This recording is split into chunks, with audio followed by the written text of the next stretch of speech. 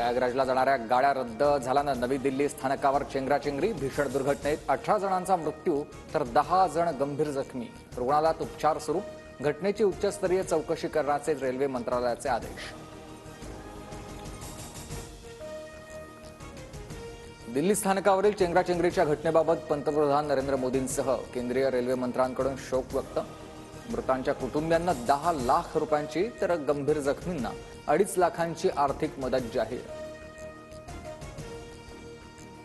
हरियाणा आणि दिल्लीमध्ये काँग्रेसनं सोबत युती होऊ दिली नाही. काँग्रेसला भाजपला नाही तर मोदी विरोधक केजरीवालांना हरवायचं होतं. केजरीवालांनी सांगितलेला किस्सा राऊतांकडून समोर.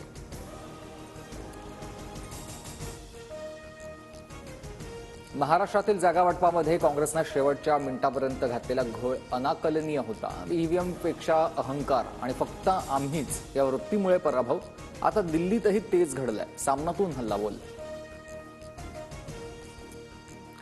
नेमकं कुणाविरोधात लढायचं हे केजरीवालांनी आधी ठरवून घ्यावं. पराभवाचं खापर इतरांवर फोडण्यापेक्षा चिंतन करणं महत्त्वाचं.